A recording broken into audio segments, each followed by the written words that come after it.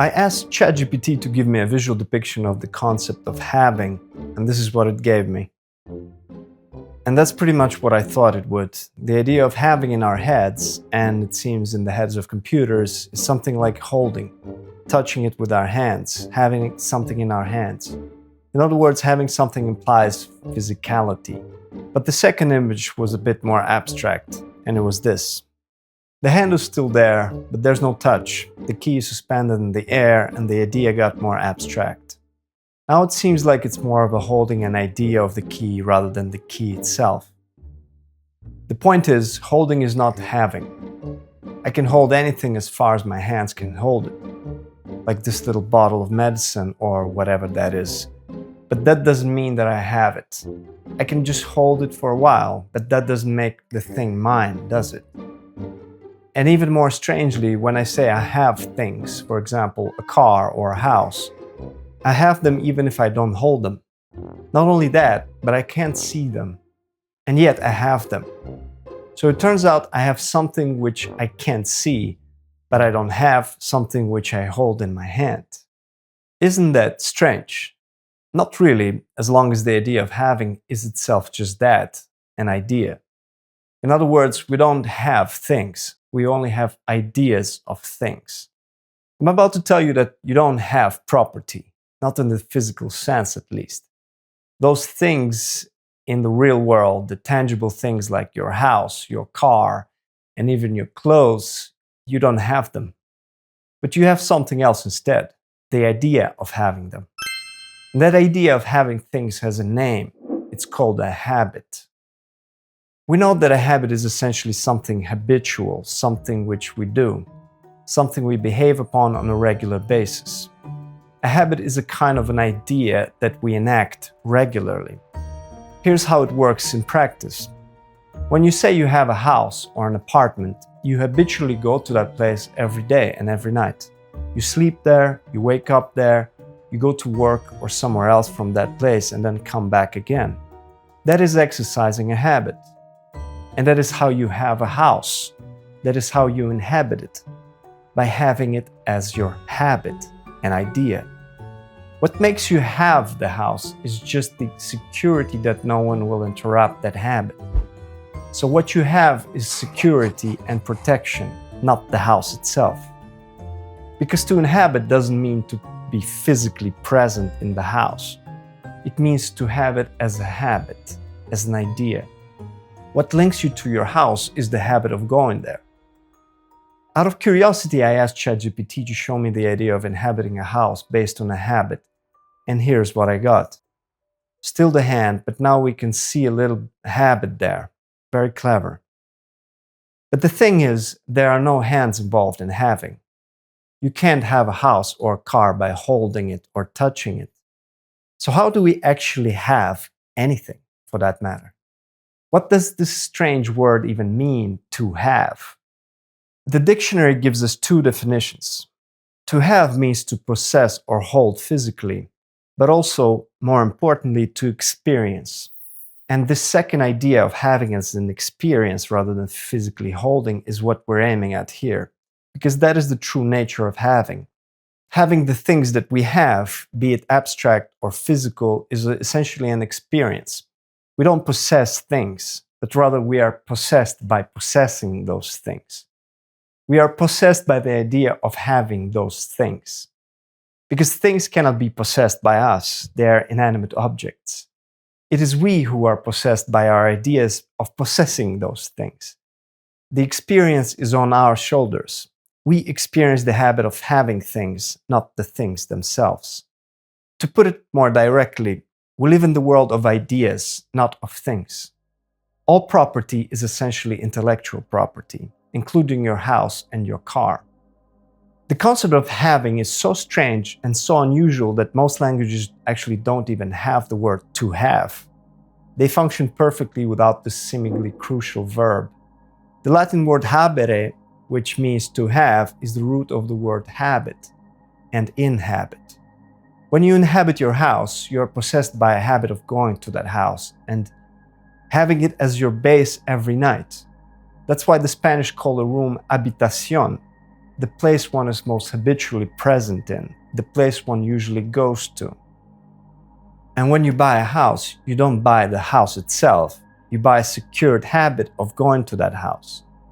In other words, you buy the security that this habit of yours of going to that place every night will not be taken away from you. You pay for the security of having the house, not the house. What costs money is not the physical thing, but the security of your habitat. The price tag is on protection itself, which is evidenced by the fact that the word protection itself, from the Latin proteggere, means having a roof over your head. Teggere means roof, cover, shelter. The very idea of protection is rooted in having a roof over our heads, to have security. Some houses are more expensive than others, not because they're pretty or big, or because they are in the nice neighborhoods, but fundamentally because they are secure, because they are located either in secure neighborhoods, cities, and most importantly, safe economic systems, generally speaking. We secure our habits, we protect them with legal contracts. We secure our ideas, not the possessions themselves. That's, by the way, why the financial sector calls them securities, those financial instruments which often involve selling and buying houses, among other things. Even the language of economics and finance reflects that properties are intellectual properties. What is traded is our securities of things, not the things themselves. Another telling word used in the economy is credit. Credit means belief, credo, as if we only had beliefs in things. The entire economy is essentially a place for trading ideas of things, not the things themselves. Credit, or a secure belief, is the essence of the economy, and the financial crisis of 2007-8 was caused by financial instruments that made their securities insecure, discredited, and quite literally incredible in all senses of the word. Mortgage-backed securities, subprime loans, tranches. It's pretty confusing, right? Does it make you feel bored or stupid? Well, it's supposed to. And today's money is not even based on anything tangible. You can buy things from the shop without ever touching money, without even touching anything for that matter. Money is the essence of credit, of a belief of its validity, of security. No coins, no paper, no tulips, no nothing. Just credit. And that's the economy, or oikonomia. The Greek word economy, or oikosnomia, is based on having a house, oikos. But this house is not about the physical thing having four walls with a roof.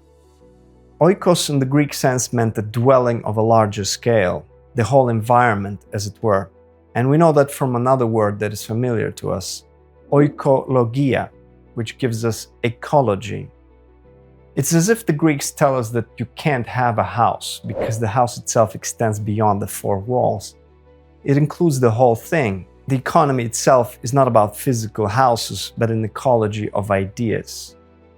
Now let's use another example of having. Now something abstract, such as having a name. We say we have names, but we can't touch these names. These things we call names are just ideas that we inhabit. In fact, our name is our most important habit. It is the habit which makes us who we are. It is a habit which we share and give to others, such as when we give our name to somebody. Our name is the most habitual, intangible thing we have. Of course, we also have other activities which we do regularly and habitually, like eating or sleeping, but those are not really possessions, at least not transferable ones. We can't give our sleep to somebody, but we can give them our name. And a name is nothing but an idea, a word describing us. And words are part of this bigger habit or habitat that we all have, the language that we speak. Language is that abstract place where we share these habits of ours, giving and receiving names, buying and selling properties, signing contracts under these very names that we have. We put our signatures and secure our habits and habitats under these abstract and transferable assets called names. All this having, all these habits are traded and shared in language, the first property. As Emile Cioran wrote, "One does not inhabit a country, One inhabits a language. That is our country, our fatherland, and no other. Just as a house is never ours, except the secure habit of going there whenever we wish, the name that we have is also the habit that is not really fully ours, because we always share these names with others. What we do have is the habit of calling ourselves the way we are, a habit that was given to us by our parents. So our names are not really our property, but echoes of our property. So it is not a coincidence that the Greeks chose echo herself as the word for having. Yes, echo that resounds in the empty hall, and the mythological echo which Narcissus rejected and did not want to appropriate.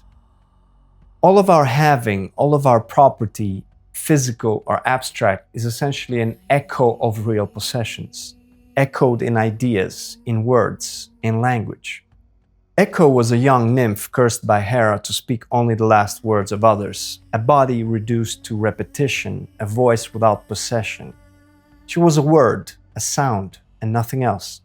When Echo fell in love with Narcissus, who was passing by in the woods, she rushed towards him, but he rejected her. He pushed her away with the words, "May I die before you enjoy my body." And that's what he did eventually. He died. Narcissus had nothing but himself, but his own reflection, which he stared at until he perished. Narcissism here means the idea of rejecting the idea of possession, rejecting Echo, the very embodiment of having anything else but yourself. Narcissus refused to be possessed, to be had by Echo, and he had to perish. He became the epitome of the most impoverished person, the one who refused to have the very concept of having anything. That is the most extreme idea of poverty. But that is not our story. Most of us are possessed by Echo. We have names, we have habits. We are possessed by the ideas possessing us. Echo lives in us, and we use it to exchange our names, our ideas, and eventually the physical properties that we have secured. So in the end, to have is not to hold. It is to echo, which means to repeat the same ideas again and again. That is the essence of habit, repetition, echo. That's what makes Echo the embodiment of habit and having. She has to be echoed in others in order to be real. If your habit of having a house is not echoed anywhere but yourself, you don't have a house. You don't have the secure habit of going to that house, no protection. Echo is essentially a resonance of ideas, resonating by means of language and words repeated again and again. Words that tie us to the tangible world. A world not of properties, but of their proper names. Echoed ideas.